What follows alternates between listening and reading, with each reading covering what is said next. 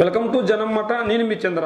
విజయమ్మ గారే మా కుటుంబానికి విడిపోవడానికి సాక్ష్యం. విజయమ్మ గారు లేదా దేవుడు అంటే మా కుటుంబం విడిపోయింది కాంగ్రెస్ వల్ల కాదు, మా అన్న జగనన్న వల్ల అని షర్మిల గారు అన్నారు. దీనికి కారణం విజయమ్మ రెండు దేవుడు అని ఆవిడ చెప్పుకొచ్చారు. ఇదే అంశాల గురించి విజయమ్మ గారు స్పందించారో లేదో తెలియదు కానీ విజయమ్మ గారి అభిమానులు అనొచ్చు, రాజన్న అభిమానులు అనొచ్చు, వైఎస్ఆర్ కాంగ్రెస్ పార్టీ నేతలు అనొచ్చు, అందరూ స్పందించారు. షర్మిల గారికి పిచ్చి పట్టినట్లుంది, ఖచ్చితంగా షర్మిల గారికి పిచ్చి పట్టినట్లుందని చెప్తున్నారు. ఇది సోషల్ మీడియాలో ట్రెండ్ అవుతున్నాయి. ఎందుకు ఈ క్వశ్చన్ సోషల్ మీడియాలో ట్రెండ్ అవుతున్నాయంటే షర్మిల శాస్త్రి గారికి పిచ్చి పట్టినట్లుంది. ఎందుకు అంటే ఆవిడ మాట్లాడిన మాటలకు ఎక్కడన్నా పొంతన ఉందా లేదా అంటే ఖచ్చితంగా ఆమె మాట్లాడే మాటలకు ఎక్కడ పొంతన లేదు. ఆవిడ నోటికి వచ్చినట్లు మాట్లాడుతుంది.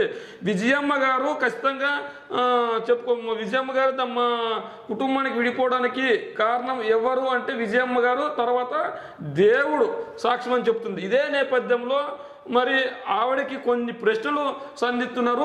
విజయమ్మ గారు కావచ్చు, విజయం తరపుగా ఉండేవాళ్ళు కావచ్చు. ఓదార్పు యాత్ర వద్దన్నది కాంగ్రెస్ పార్టీనా కాదా అంటే ఇక్కడ ఓదార్పు యాత్ర ఎవరైతే చేయాలనుకున్నారో 2014 ఎన్నికలకు ముందు రాజశేఖర రెడ్డి చనిపోయిన తర్వాత ఓదార్పు యాత్ర చేస్తున్నారని జగన్ చెప్పినప్పుడు ఓదార్పు యాత్ర వద్దు అన్నది ఎవరు?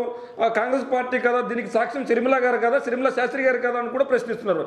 ఇదే విధంగా షర్మిల శాస్త్రి గారు జగనన్నను అన్యాయంగా 16 నెలలు జైల్లో పెట్టింది కాంగ్రెస్ కాదని కూడా ప్రశ్నిస్తున్నారు. 16 నెలలు జగన్మోహన్ రెడ్డి గారిని కాంగ్రెస్ పార్టీ జైల్లో పెట్టింది. ఆంధ్రప్రదేశ్ని అన్యాయంగా విభజించింది కాంగ్రెస్ కాదా, అందుకు నువ్వు సాక్ష్యం కాదా షర్మిల శాస్త్రి అంటున్నారు. అయితే ఖచ్చితంగా జగన్మోహన్ రెడ్డి గారు మా కుటుంబానికి విడిపోవడానికి కారణం అని చెప్పి షర్మిల గారు చెప్తున్నారు. అయితే షర్మిల గారు మా కుటుంబం విడిపోవడానికి జగనన్న కారణము, దీనికి సాక్ష్యం ఎవరు అంటే మా తల్లి విజయమ్మ, దేవుడు సాక్ష్యం అని చెప్తున్నారు. కాంగ్రెస్ పార్టీ ఆ రోజు రాజశేఖర రెడ్డి చనిపోయిన తర్వాత ఎఫ్ఐఆర్లో లేని పేరును రాజన్న పేరును చేర్చారా లేదా?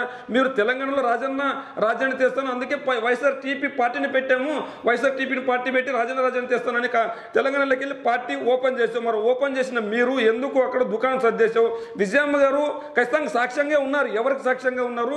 ఆ రోజు జగన్మోహన్ రెడ్డి గారు అధికారంలో ఉన్నారు కాబట్టి జగన్మోహన్ రెడ్డి గారికి నా అండ అవసరం లేదు. షర్మిల గారు కొత్త పార్టీ పెడుతున్నారు. కొత్త పార్టీ పెడుతున్నందుకు ఖచ్చితంగా షర్మిల నేను సపోర్ట్గా ఉంటాను, షర్మిల పార్టీకి నేను మద్దతుగా ఇస్తాను. అందుకే వైఎస్ఆర్ సిపిని కదని వైఎస్ఆర్ టీపీకి మద్దతు తెలిపింది ఆ రోజు విజయమ్మ గారు. మరి ఆ రోజు విజయమ్మ గారు మద్దతు తెలిపితే ఒక్క మాట అన్న విజయమ్మ గారికి నేను కాంగ్రెస్ పార్టీలో వైఎస్ఆర్ టీపీని విలీనం చేస్తున్నావు చెప్పావా నువ్వు?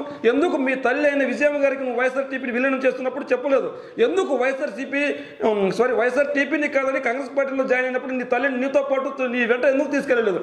అంటే కుటిల రాజకీయాల కోసం కుటుంబాన్ని విడదీసింది కాంగ్రెస్ పార్టీ అయితే దానికి ఆయుధాన్ని ఇచ్చింది ఆనాటి వైఎస్ వివేకానంద రెడ్డి గారు ఒకరైతే ఈనాటి వైఎస్ షర్మిల శాస్త్రి గారు ఇంకొకరు అని వైఎస్ఆర్సీపీ అభిమానులు చర్చించుకుంటున్నారు. నిజంగానే షర్మిల గారు ప్రశ్నలు సంధించినట్లు నిజంగా వైఎస్ఆర్ టీపీ పార్టీ రాజన్న రాజ్యం కోసం తీసుకొచ్చినట్లయితే తెలంగాణలో రాజన్న రాజ్యం కోసం వైఎస్ఆర్ టీపీ అనే పార్టీని పెట్టావు. వైఎస్ఆర్ టీపీ పార్టీని పెట్టిన తర్వాత ఎన్నికల్లో పోటీ చేయలేదు, ఒక ఎన్నికల్లో కూడా పోటీ చేయలేదు. పోనీ తన భర్త పేరు అనొచ్చు, లేదంటే రాజన్న పేరు అనొచ్చు, వైఎస్ఆర్ పేరు అనొచ్చు. ఆ పేరు పెట్టిన తర్వాత పెద్ద ఎత్తున రాజశేఖర రెడ్డి గారి అభిమానులు, వైఎస్ఆర్సీపీ అభిమానులు నీకు మద్దతుగా తెలిపారు. మరి ఒక్క మీటింగ్ అయినా పెట్టి కార్యకర్తలతో నేను వైఎస్ఆర్ టీపీని కాంగ్రెస్ పార్టీలో విలీనం చేస్తున్నాను అని మీరు చెప్పారా? మీరు తెలంగాణలో పనిచేశారు, మీకోసం డబ్బులు ఖర్చు పెట్టారు. ఆ డబ్బులు ఖర్చు పెట్టిన కార్యకర్తలు అడిగారా మీరు? ఆ కార్యకర్తలను సంప్రదించకుండా ఏ ఒక్క నాయకునైనా మీతో పాటు తెలంగాణలో వైఎస్ఆర్ టీపీలో తిరిగిన ఏ ఒక్క నాయకునైనా మీతో పాటు తీసుకెళ్లి కాంగ్రెస్ పార్టీలో జాయిన్ చేసిన పరిస్థితి ఉందా? అంటే అక్కడ అక్కడ తెలంగాణలో ఉన్న వైఎస్ఆర్ టీపీ నాయకులను మీ స్వార్థం కోసం వాడుకొని అన్యాయంగా వాళ్ళని వదిలించుకున్నావు. అదే సందర్భంగా అక్కడ నువ్వు రాజకీయ పార్టీని పెట్టి ఏపీలోకి వచ్చావు, బాగుంది, వస్తారా.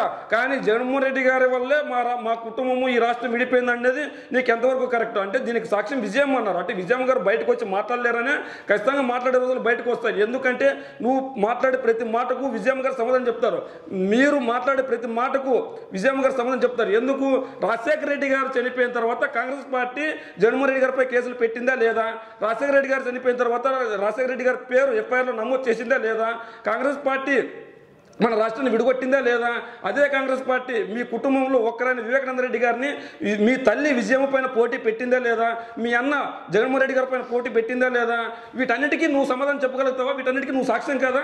మరి ప్రత్యేక హోదా గురించి నువ్వు మాట్లాడుతున్నావు. ఇదే ప్రత్యేక హోదాని కాంగ్రెస్ పార్టీ ఆ రోజు రాష్ట్రాన్ని విడదీసినప్పుడు ఎందుకు ఒక హక్కుగా ఆంధ్రప్రదేశ్ ప్రజలకు కాంగ్రెస్ పార్టీ ఎందుకు ఇవ్వలేదు? మరి ఆ కాంగ్రెస్ పార్టీతో నువ్వు ఎలా ఈరోజు విలీనం అయిపోయి నీ పార్టీని విలీనం చేసి ఆ కాంగ్రెస్ పార్టీ పగ్గాలు చేపట్టావు? నువ్వు ఆంధ్రప్రదేశ్ ప్రజలు నిన్ను అడగరు అనుకున్నారా? ఖచ్చితంగా అడుగుతారు. అందుకే అందుకే సోషల్ మీడియాలో ఈ ప్రశ్నలన్నింటినీ ట్రెండ్ చేస్తున్నారు. వైఎస్ఆర్సీపీ అభిమానులు అనొచ్చు, వైఎస్ఆర్ అభిమానులు అనొచ్చు, వైఎస్ఆర్సీపీ కార్యకర్తలు అనొచ్చు, సోషల్ మీడియాలో యాక్టివ్గా ఉన్న వాళ్ళు అనొచ్చు.